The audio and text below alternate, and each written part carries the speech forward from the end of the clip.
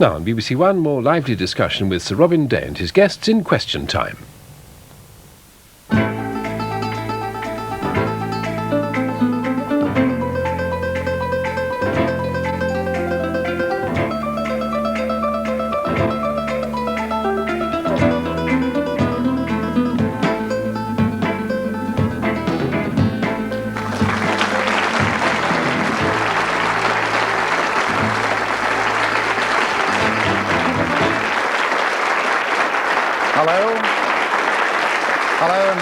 Good evening, and here's another Question Time, your weekly hour of lively argument on topical questions raised by our audience here.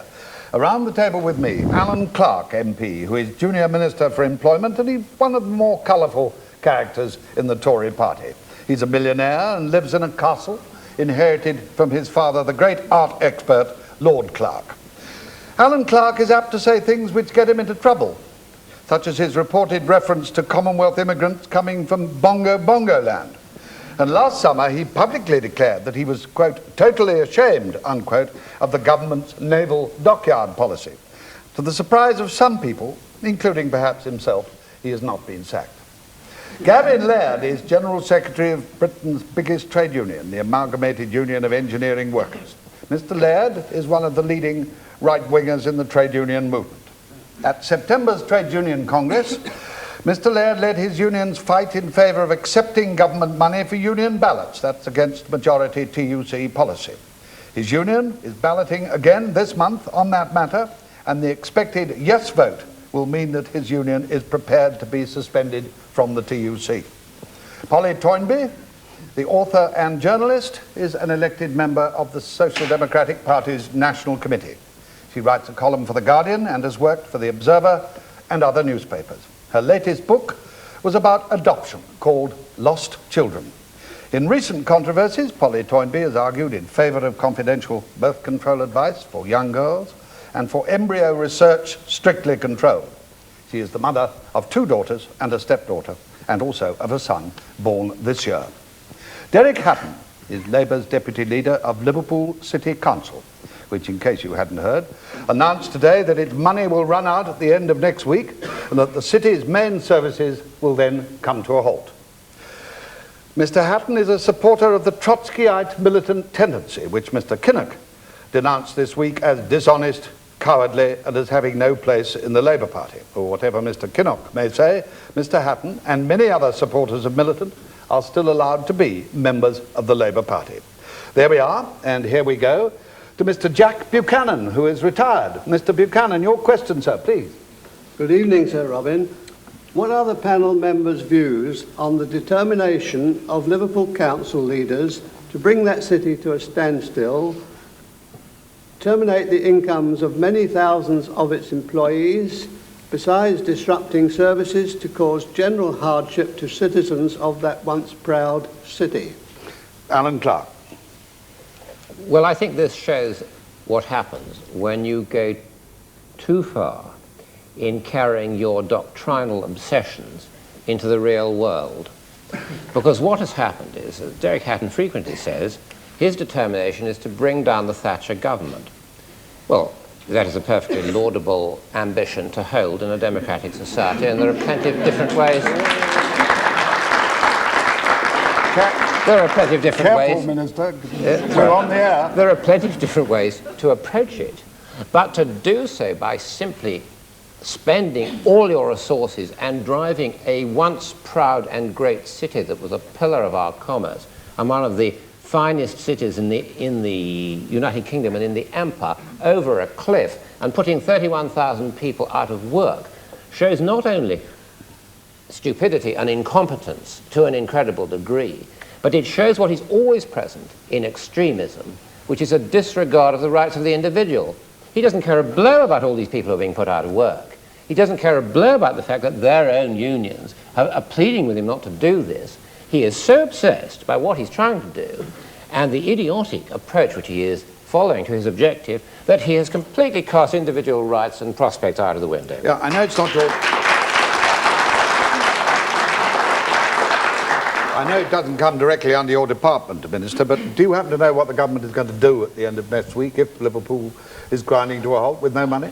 four very eminent public servants, 2 from the GLC and 2 from the metropolitan counties, were convened at the behest of the trade unions in Liverpool, and they have produced a report, the Stonefrost report, which sets out precisely what the council can still do to save itself and to save the jobs and the prospects of its employees. And there's absolutely no need for the government to intervene. All that Derek Hatton and his acolytes have to do is follow the recommendations of the Stonefrost report. That's the 15% rate.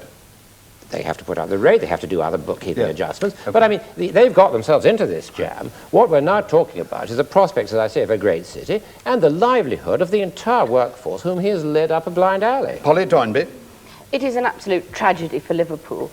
A city already so hard-pressed has now been oppressed by a government of the city that doesn't care at all about its people, but only about pursuing obscure political revolutionary ends. And it's the people of Liverpool who will suffer most next week when the services close down. It's the children, it's the old, it's the sick, it's all the people who depend upon those council services, as well as the 31,000 employees who are going to be put out of work, all in pursuit of a revolutionary aim, in pursuit of an impossibilism, which Mr. Kinnock talked about last week, where the whole aim is to ask for the impossible, and when you don't get it, hope that you precipitate the whole city into such chaos that you bring some revolution nearer. The tragedy is also that it quite suits the government as well to show up this kind of extremism and not to push the boat out, not to recognise quite how serious Liverpool's underlying problems really are, even without Mr. Hatton's administration. And I think that between the left and the right, the people of Liverpool are suffering terribly. Derek Hatton.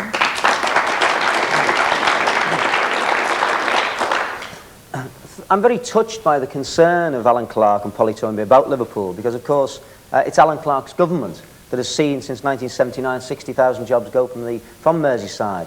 Of course it's Alan Clarke's government that has robbed £350 million from the city of Liverpool since 1979. Of course it's Polly Toynbee's friends in the Liberal Party who during the period of their office lost 5,000 jobs in the city. In the last 12 months of their office actually didn't build a single council family house. Saw the rents go from the lowest in the country outside of London to the highest in the country outside of London. So I'm very touched by the change of attitude from our two Tories tonight, and they're now concerned for Liverpool. You referred before, Robin, about our determination, and certainly there is a determination that we have. It's not a determination to see the city ground to a halt. It's not a determination to see the great... Buchanan's question. Mr. Buchanan, I apologise. Not a determination to see the city ground to a halt. It's a determination to see some hope and some future for young people, particularly who live in the city of Liverpool. It's a case of saying quite clearly and honestly now that we are not prepared to carry on seeing a city like Liverpool doing Thatcher's dirty work for her and making more people unemployed, having less and less houses for people who are already homeless, and ensuring the services go even worse. We're not prepared to do that. Now, there isn't a single Labour councillor in Liverpool, not one single one, that wants to see the situation that we've now got. Nothing would please any of us more than to receive the money that we need and we rightly deserve from the Tory government. No one would be more pleased. But at the end of the day, if they're not prepared to come, the Tory government isn't prepared to come up with the money, then the consequences of that is on their heads. And what we're not prepared to do now is turn around and do the Tories' dirty work for them. Why aren't you prepared to accept the recommendation of the Stonefrost Independent Committee, which recommended, amongst other things, raising a higher rate? So I think it's useful that that's been brought up, because there's been a lot of myths around. In fact, there's a lot of lies been told as well about the Stonefrost report. What the Stonefrost report quite clearly did was it reproduced in some sort of supposed acceptable form what we'd already in Liverpool said was unacceptable. It vindicated every line that we took in terms of facts. And what it says in paragraph 516, is that we'd need a 15% rate increase, which would be backdated to the beginning of the financial year, which would be on top of the 9%, which would mean a £5 a week increase for every family in Liverpool. It would also mean a rent increase.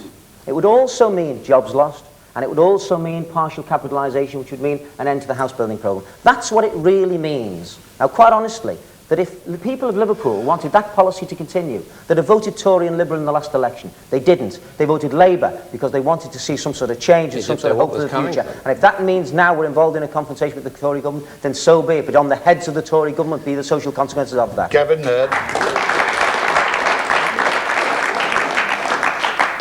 no matter what motivates the councillors in Liverpool, and sometimes I wonder, the councillors in Liverpool have no right to play politics with our members' jobs. Let me say this.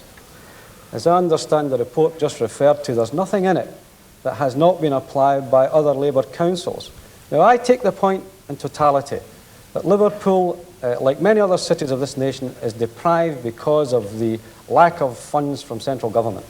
But I'm saying to our colleagues in Liverpool that they can't play politics with our members' jobs, that they can't use our members like cannon fodder to achieve their narrow objectives, which we are not going to be party to in the trade union movement. And even worse, by virtue of the tactics they've adopted, the very objective they've set out to achieve, namely to expose the government for its deficiency in public funding, they're letting them off the hook. As far as we're concerned, it's an intolerable situation. I don't accept that the councillors in Sheffield, that the councillors in Glasgow, the councillors in Edinburgh, the Labour councils up and down the country who've decided to apply the measures in this report are any less Labour or socialist than in Liverpool. And I'm saying to my colleague on the left, come off it. You can't play around with our members' jobs. What do you think the government should do, if anything? Well, I think... Given your argument is so, what should the government do? It's not I'm at this stage saying to our colleagues in Liverpool, you have to recognise that your tactics are wrong, that your policy is wrong, and you have to implement the measures of the report. Having heard Mr. Hatton, do you have any confidence that he will do so and turn round and say, I'm wrong? No, I doubt it very much. I doubt it very much. Mr. Buchanan, you raised the question. What do you have to say? Well, I would like to quote my own borough of Hillingdon, which found itself short of funds, was squeezed on its rate support grant by the government whom it supports. So what did it do? It affected economies.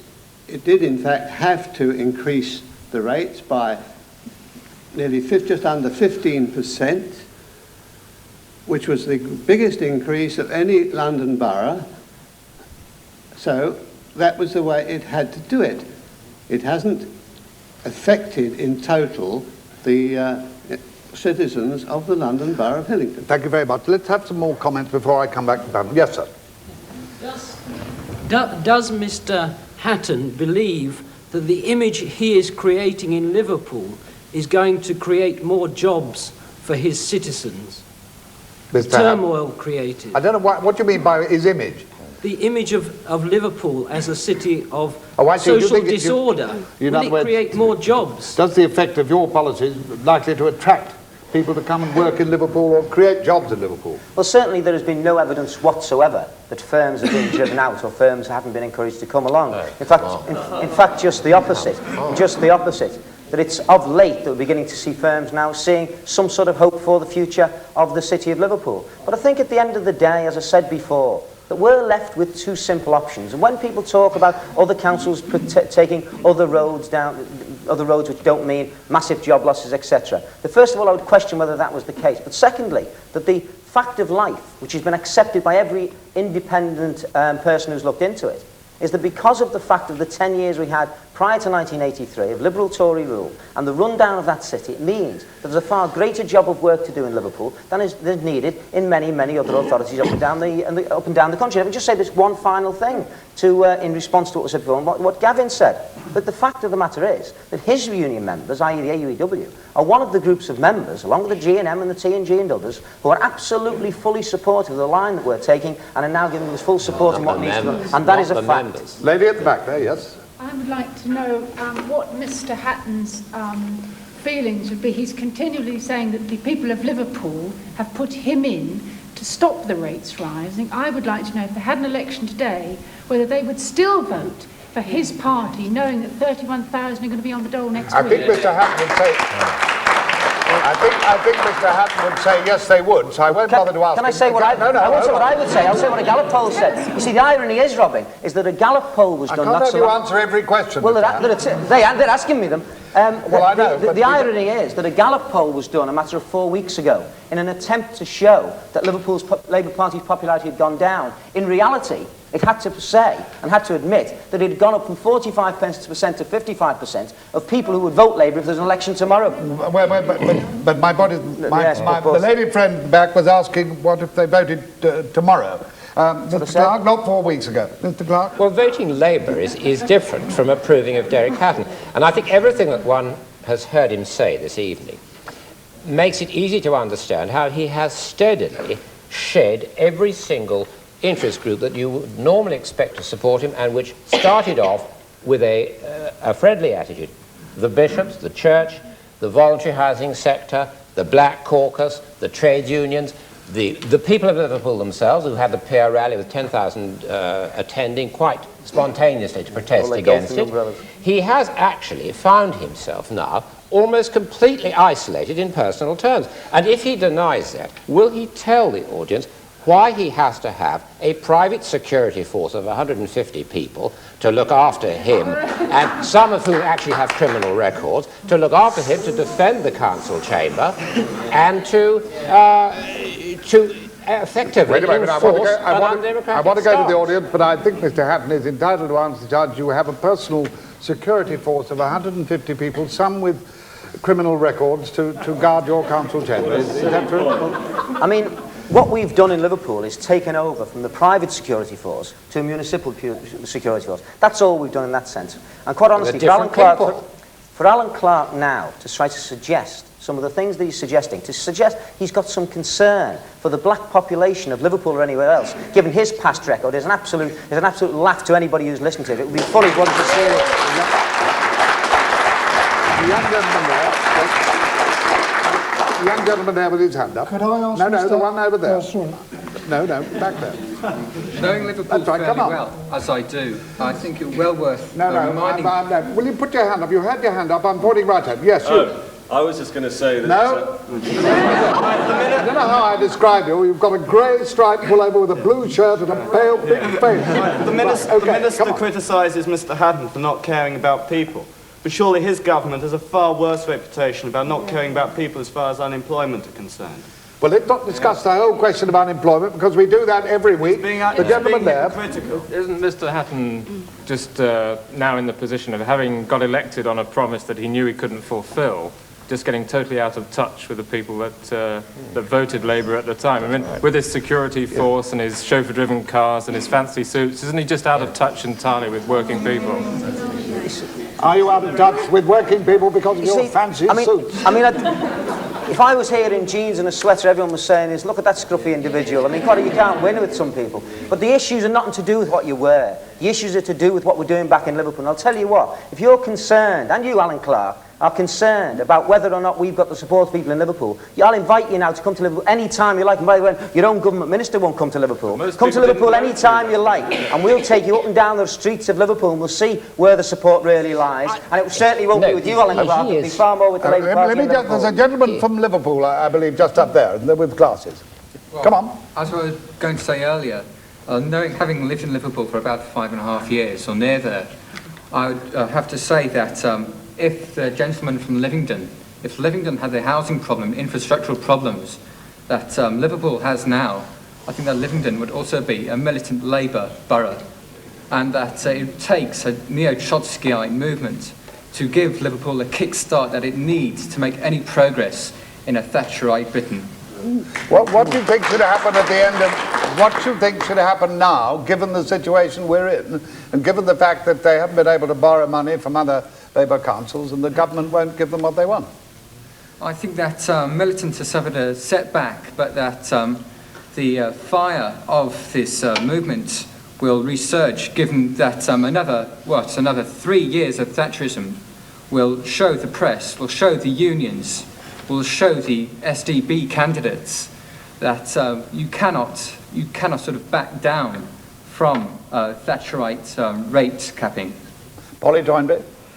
I think that what's happening in Liverpool it will have very, very long-term ramifications, because Liverpool has always had a reputation for militant behaviour of one kind or another.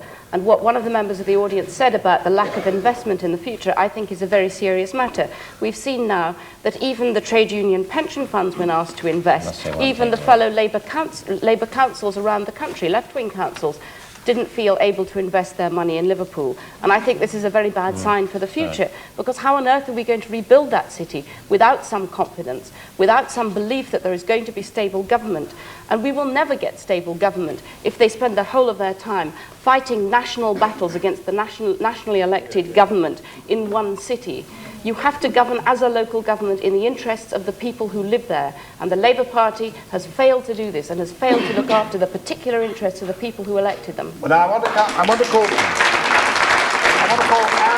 Anne Mihailovich, who's got a question linked with this subject, to take us into just another point. Anne Mihailovich? Yes.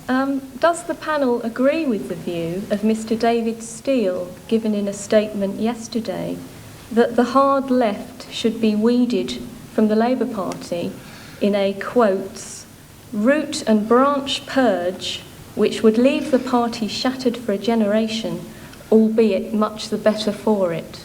Gavin, Laird.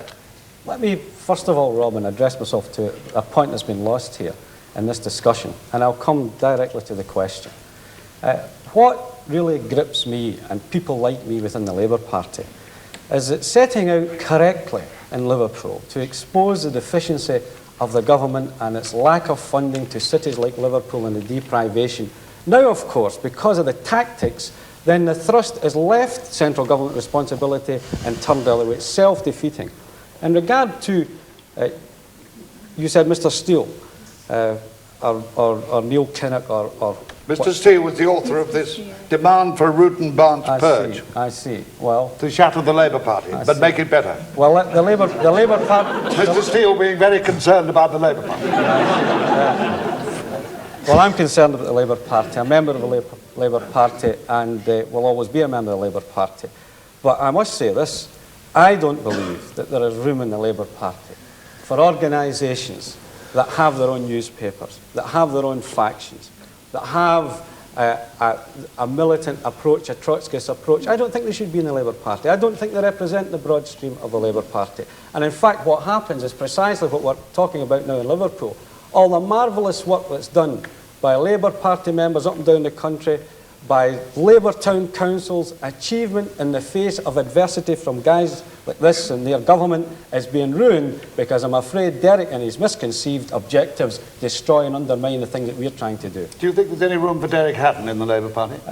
With the greatest respect, I think Derek should go and form his own party somewhere else and fight for Clarke.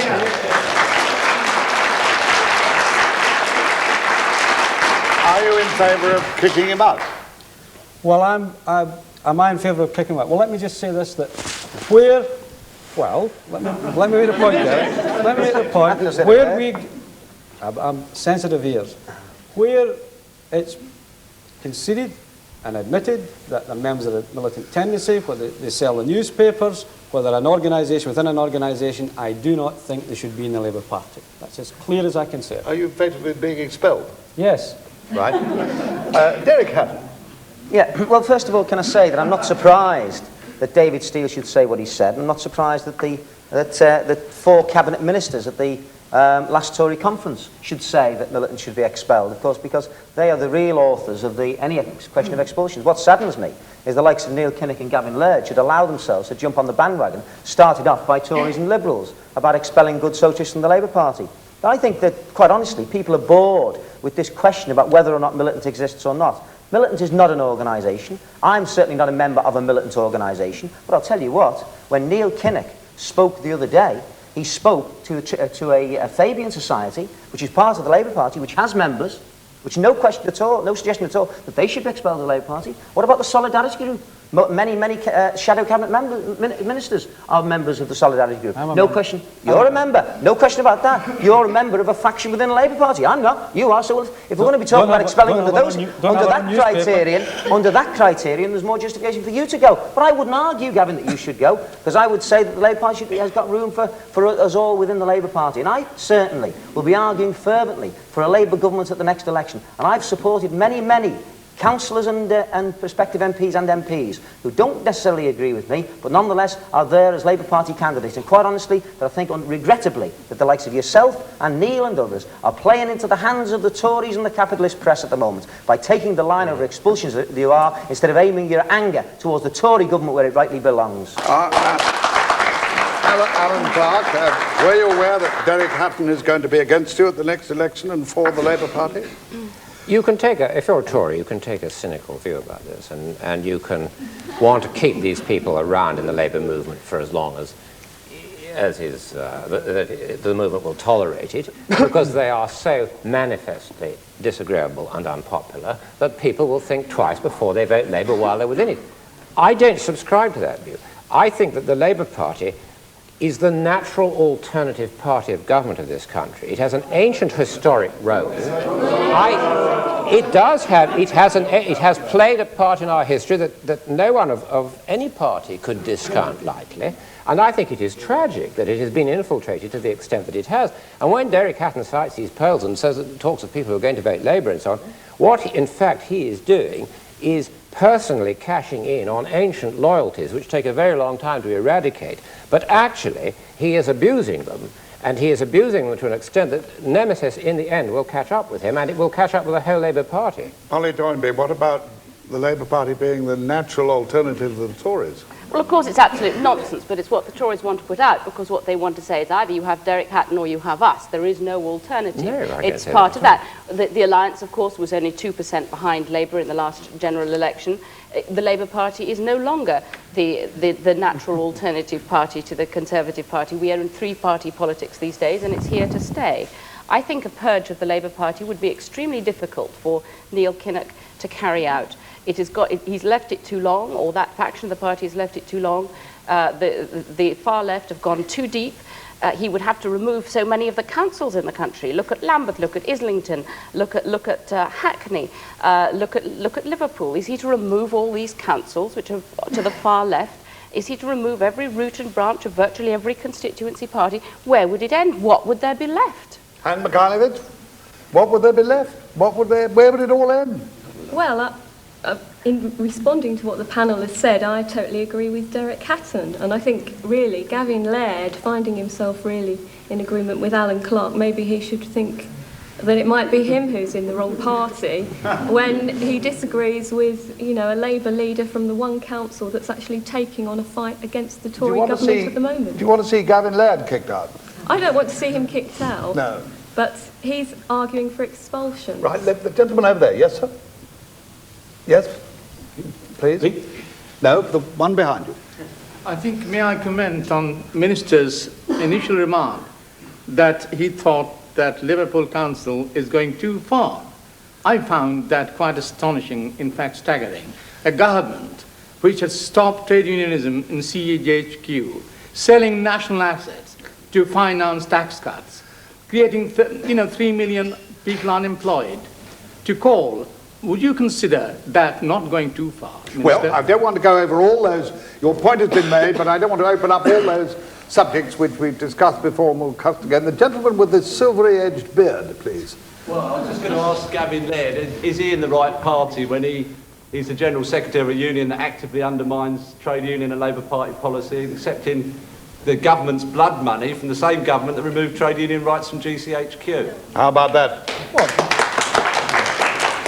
No apologies for myself and our executive representing the views as expressed by our members in a secret direct postal ballot by 12 to 1. Did you fight against it? No Did apologies. You fight against no, it? I argued for it, and I'll argue for the ballot that's going to take place on the 22nd of this month. We'll ask them a second time. From no a government apologies. that's taken away rights from... Just let him answer your question. But you're falling for the very trap that Liverpool have fallen into. Here we've got this government privatising, yes, and we should fight against it. Here we've got this government handing over Rosyth and Chatham Dockyard closed, and Plymouth going to hand it over to private enterprise and put the security of the country at risk. Who's talking about it tonight? They're not talking about that tonight. They're not talking about privatisation of British gas. They're talking about Liverpool. And it's being suggested that these Labour councils up and down the country have betrayed Labour by virtue of the fact because they haven't followed Liverpool's lead. God bless them for doing it sensibly and having to back off when they did back off in the interest of the people that live in those authorities. Well, now, this will come up again, and we've spent a long time on it, and we have other important matters, and I'm going to call on Mr. Paul Freeman, who is a teacher. As a teacher, endeavouring to increase pupils' awareness and understanding of complex social and economic issues in an objective manner, I'm concerned that the PM's heir apparent should attribute our present social problems to post-war funk that has led to a permissive society. This is loose thinking, which would not earn him a pass at O-level. Could the panel comment? When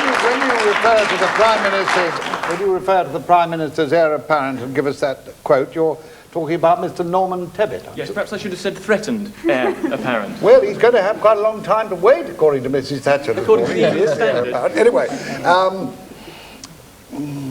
Alan Clarke. I agree with everything that Norman Tebbit said in that speech.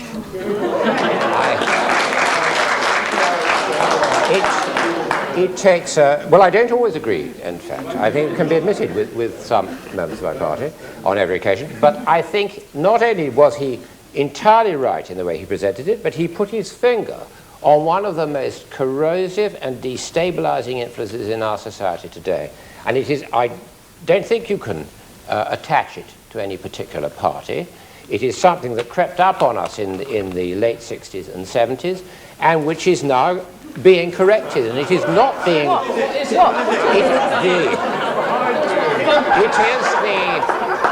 It is the aura of the permissive society. What does that mean? Which erodes standards. It eroded standards of right and wrong. It eroded standards of conduct.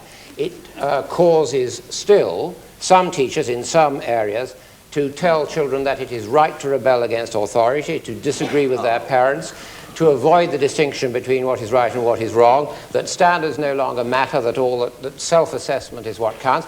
These are the things which are actually do incalculable damage when the child becomes an adult. What does post-war funk mean?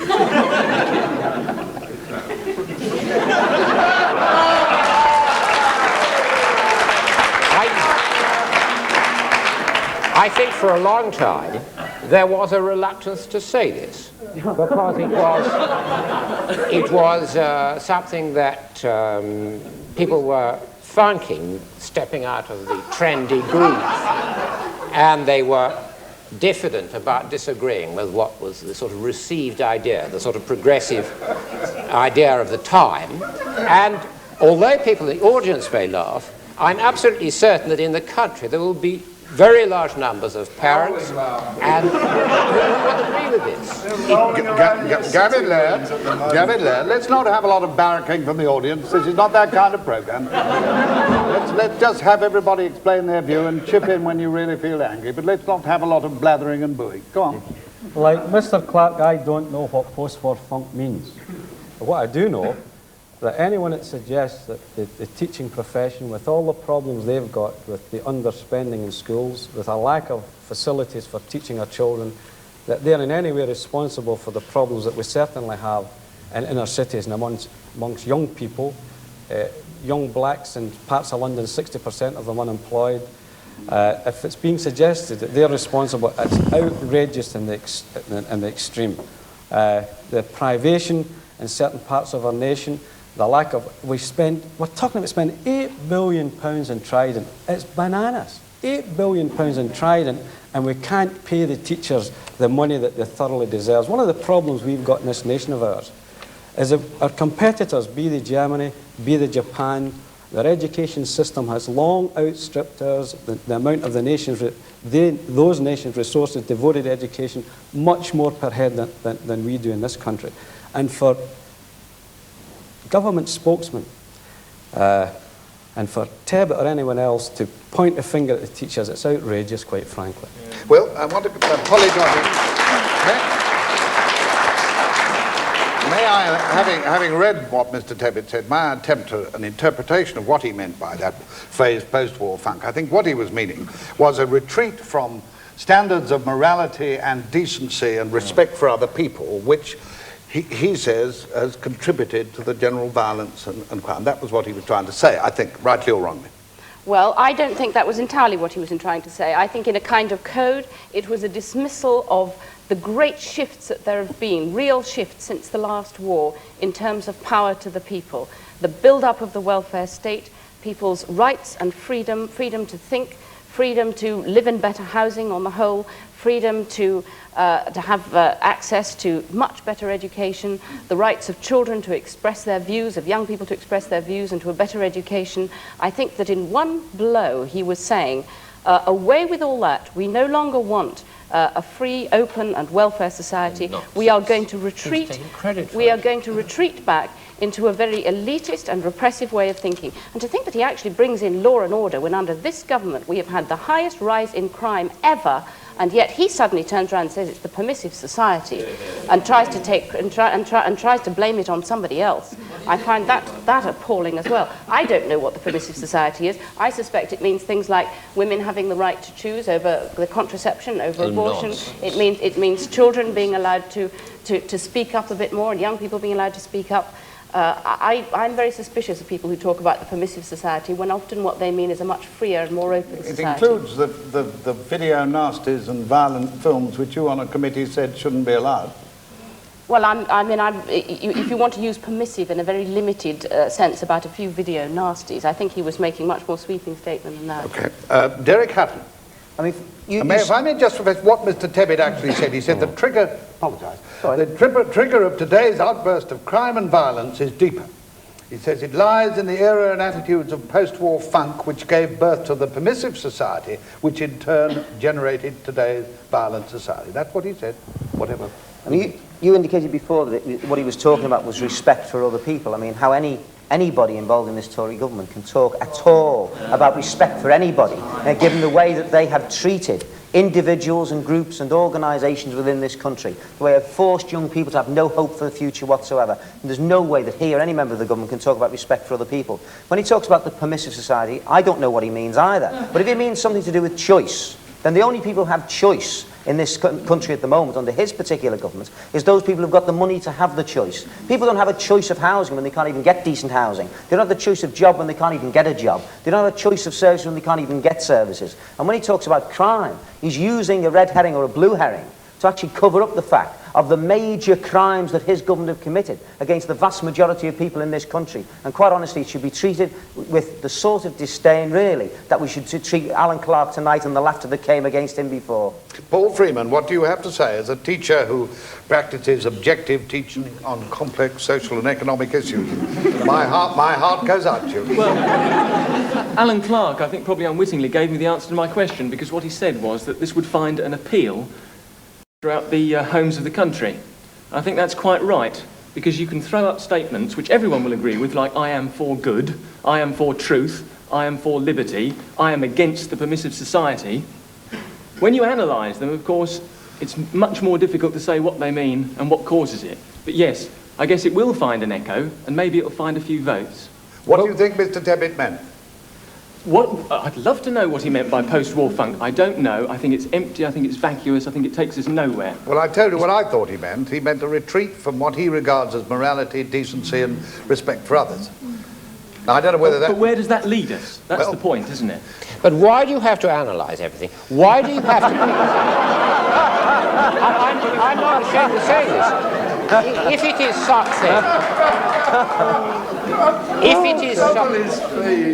it is something that people feel deeply and feel by instinct, what is so reprehensible about that? It seems to be very natural and very proper that respect should be paid to it. What Mr. Clarke is saying is that a simple message which doesn't lend itself to analysis is nonetheless meritorious if it gets into people's hearts. I mean, if somebody says love thy neighbour, if somebody says love thy neighbour, which somebody once did, it still has an echo in people's hearts. If it's a good message, that's what he's trying to say. Whether Mr. Tebbit, yes, gentleman there, please. Yes, please. Yes. Could I find out from the Member of Parliament present what are the plans, the constructive, concrete plans that his government has got for employment? Why should this nation Well, we're not on the issue of employment at the moment. We discuss this almost every week. I want to keep to this question of what Mr. Tebbit said about the decline of morality. The lady there, please. I'm sorry, sir. Yes, please. I'm a teacher, and I think it is really wrong and immoral, actually, to suggest that the children that I'm faced with every day do not any longer understand the difference between right and wrong, do not have any moral fibre at all. That is just not true. What I am faced with every day is classes full of children who have very little hope for the future. And are you telling me that what I should be doing is saying is frightening them and telling them that they shouldn't tell me that they haven't got any hope for the future? Well, what about this, Mr. Clarke? There does seem to be people in this audience who believe that there are two sides to morality. There's personal morality and political morality, and that your government doesn't seem to have shown much political morality because of the mass unemployment. Would you deal with that? That is a complete misrepresentation, which is very convenient for those who have political motives and indoctrination of their own, and which they want to communicate to those in their charge. Of course it is completely wrong, and I wouldn't suggest it for a moment, and Norman Tebbit won't have meant it, to say that children don't have any sense of right and wrong. All too often, not only do they have that sense, and do they have it inculcated in them by their families, but when they get into school, when they get into institutions, they are taught, whether from experience or from indoctrination or from whatever, they are taught to discard those standards with which they left their families. And this is the actual element that is at the root of the rejection of authority, the destruction of standards, and of what Norman Tebbit meant by the permissive society. Do you, as a teacher, encourage your children to give up the standards of right and wrong they brought from their families if they do? No, because if I was encouraging my students to give up the standards of right and wrong, I would have a very difficult time for myself in the class. Do they always come to you with standards of right and wrong from their home? No, not necessarily so. No, they don't. The gentleman there, please. I'm also a teacher, and really I am getting sick and tired of hearing Tory politicians blaming the teachers for the ills of a society which they have most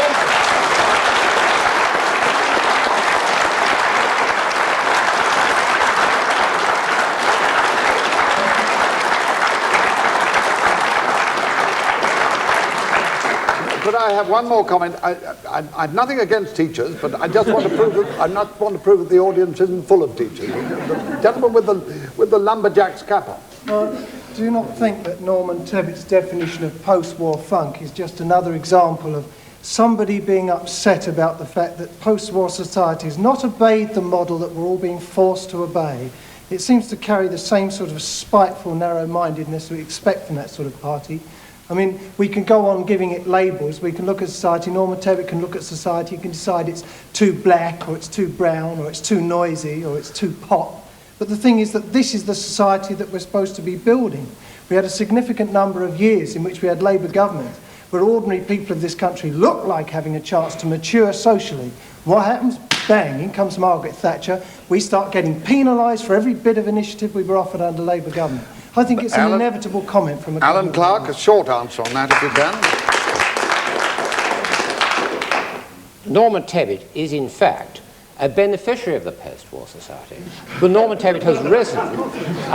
He has risen from being an airline pilot, from being a trades unionist, to being chairman of the Tory party, and from being one of the most prominent people in the Tory party. And he is someone, he's not producing an elitist doctrine. He's someone who's speaking from personal experience. And the idea that this is something that has happened, and for which the Tories are to blame, is that Tories are actually spearheading the rejection of these standards which have eroded society. And there are changes in outlook, and there are changes in parental and social standards which are making themselves felt. You say bang, in came Margaret Thatcher, but bang, Margaret Thatcher was re-elected, wasn't she? Well, bang, we go to another question. Sue McClinton has an important topical question on the question of unemployment. Sue McClinton, who is an advice worker for the Citizens Advice Bureau. Do the panel think that Lord Young's Job Start scheme is going to help the long-term unemployed? Gavin in Laird, this is the new scheme announced by Lord Young, Alan Clarke's boss, to give £20 a week extra to people who've been out of work for more than a year if they've got a job at less than £80 a week.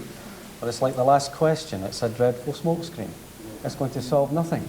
The real problem of our nation is that people want real work.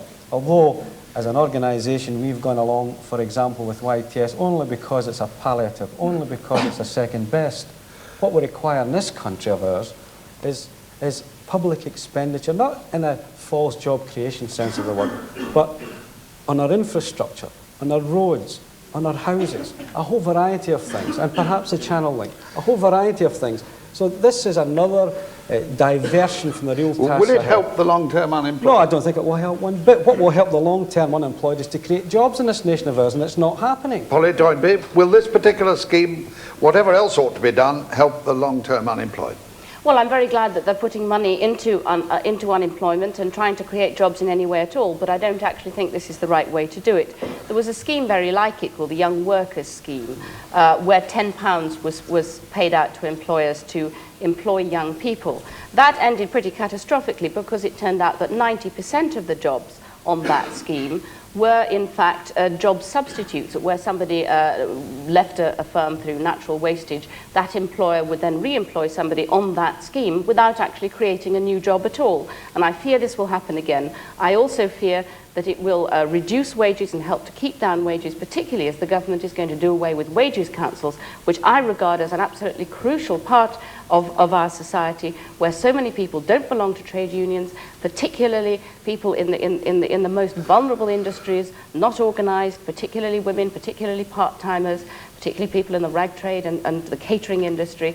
And I think we're going to see a great growth of jobs in those ununionised sectors at very, very low rates of pay, and it'll be very hard to pull back from that. Derek Hatton. Well, obviously this is another attempt to try and increase the amount of sort of slave labour movement that this Tory government's trying to bring about. And I agree entirely with Gavin Laird that this is not the answer whatsoever. I mean, at the moment it costs, what is it, £5,000 per head to keep a person unemployed. That totals £20 billion at the moment, just to keep people out of work. We're actually losing £52 million by the fact that we're not employing them. What sort of sense, when those sorts of figures are around, does it make to allow private industry to continue to lay people off, to make people redundant, and this government to sit back and allow more and more to go on the dole? What we should be doing is getting hold of these two things. First of all, we should be accepting that the Tory government will never ever do anything about unemployment. It's got to be a future Labour government. But whilst the Tory government is it, we should be saying that we're not prepared to accept the slave labour conditions and wages that you're talking about in YTS or anything else. I mean, for example, in Liverpool City Council, we took on 100 YTS young people. Those 100 YTSs were all on full trade union rates of pay and all guaranteed a permanent job at the end of it. That's the only way to use the sort of government money that's around. Certainly what we shouldn't be doing is accepting the sorts of conditions that the Tories are talking about, and anything they put up at the moment is only a smokescreen for the real crime, the corrupt crime of allowing young people to stay on the dole with all that that means. Alan Clarke. The Job Start scheme, in fact, is an extremely constructive and useful scheme, and it comprises of a lot more than paying the £20 to people who've been out of work for a very long period when they enter employment. It involves contacting the long-term unemployed, approaching them from the job centres, getting in touch with them, explaining the facilities and steering them onto the vacancies which there now are existing in increasing numbers. Vacancies registered at job centres have on average about doubled right across, certainly across southern England in the last year. Over 600,000 new jobs have been created in the last 18 months. And I think it is perfectly sensible to approach people who've been unemployed for a very long period, who have become dejected and disillusioned and think that there is no prospect for them, and explaining the possibilities that there are. And the £20 subsidy is something to help them get over the threshold between their benefit entitlement, which is often almost the same, as the lowest level of wages which is presently on offer. Is it wrong to say it's an attempt to make lower paid workers not stay on the dole? That is certainly a very strong element in it, but what I would like to do is pick up the point that Polly Toynbee made about the Young Workers Scheme, which in fact is still in existence, has been very successful. The idea that it has 90% displacement is totally unfounded, and we monitor this very carefully with our own statistical department. It's extremely popular with young people. It offers them a real job, and it helps them to get straight into employment where an employer might be hesitating, but where he can take advantage of a small subsidy that will just make the difference between whether he takes the young person onto his books in a real job or not. And I must say, Robin, just before I stop, that the government is spending £2 billion a year on special employment and training measures, of which these are two. So the idea that they aren't doing anything about it is completely false. Gavin, Laird, a quick response to that. Robin, very quickly, by implication here, it's been said if you have 20 quid, then people will volunteer to cease being unemployed. Where are they going to get jobs? Doing what? There was a job advertised recently in Glasgow, waiters in a hotel. 2,000 people queued up to get a job in a hotel. For goodness sake, there ain't jobs around in this country of ours. Are you telling me the 60% unemployed in Peckham, where our office is, the young blacks, are deliberately unemployed? Give them 20 quid, we'll give them jobs. They want jobs, they don't want 20 quid. And they'll be delighted to earn their money. And that's the way to solve it.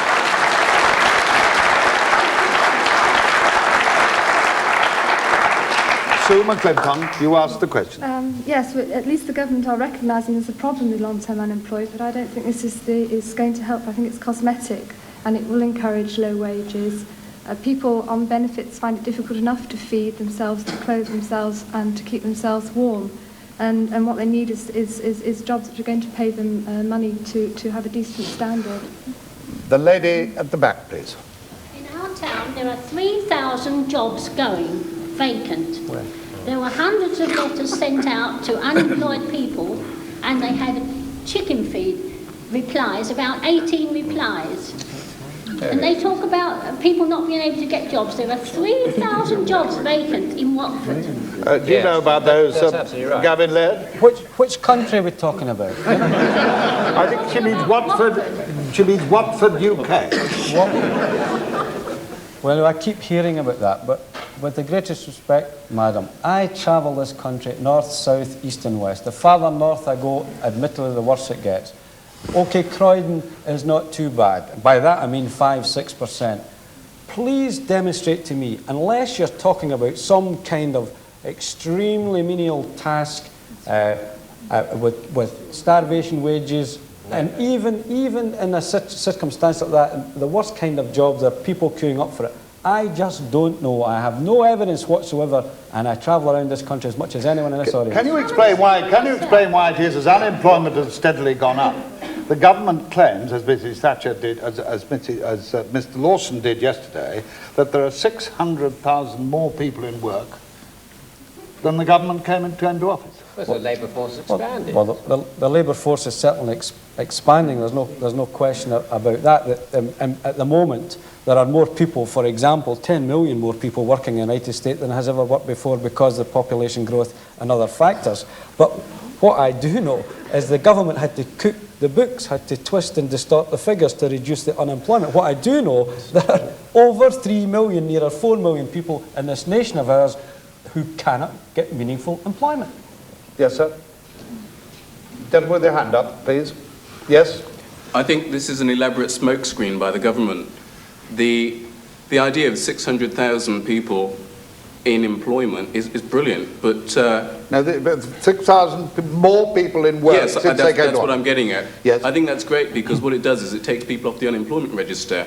But if you look at where those people come from, I suspect you'll find that a lot of them come from youth opportunity schemes and other such poxy job creation schemes. They're not talking about work. Let's have a couple more. The gentleman there, please. Mr. Clarke actually give us a breakdown of where the 600,000 odd jobs come from. As far as my reading of it is concerned, many of them are in the part-time sector and women workers, which I completely applaud, but they tend to be in the low-pay sector. So when we talk about 600,000 jobs, we have to look at where they're created and which people are actually being employed. Can you answer that? And could he answer that in some detail, please? Can you answer that in not too much detail? Well, he is in the employment department. It's perfectly true. It's perfectly true. There's no questioning the figure, which is comes from a labour force survey, which is a properly conducted, regular survey by the statistical department, not by politicians. But you're right that there is a strong element in it of part-time work. That's perfectly true. And although we would prefer people to be working full-time if they want to, in fact, many people prefer to work part-time. So I don't think there's anything especially reprehensible about part-time working. And it's true also that the proportion of them are women or married women. But the fact is that there are those 677,000 new jobs, and if the labour force, as Gavin Laird admits, had stayed the same size, unemployment would now be well under 3 million, it would be near 2 million. So in fact we have been pedalling against the tide for the last 18 months, and new jobs have been created in this country, whereas there has been a net loss of jobs still on the continent of Europe. Well, now Robin, I must just make this point about Watford, because people are dismissing that and thinking it's imaginary. I actually know that the manageress of the job centre at Watford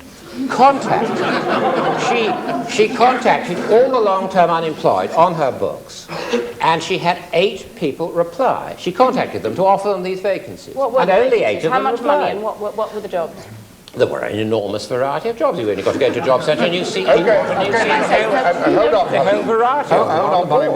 We will. This question of unemployment will come up in practically every programme, and I do want to give Mr. Jonathan Fryer a chance to put his brief question at the end. Mr. Fryer? Yes? If MPs decide to agree to be televised in debate, does the panel think that public respect for democracy will survive the shock? One word, Polly, or two? Yes, yes, I think so. I think that it'll make MPs behave much better. It'll make them turn up and be seen. I think you'll get much less of that rather, we're not allowed to say what condition the MPs might be in, but loud and noisy, barracking and booing and outrageous behaviour. I think if they're actually seen and identified who it is who's making those braying noises, they might not do it. Gavin Laird? I must say I agree with Polly. When I listen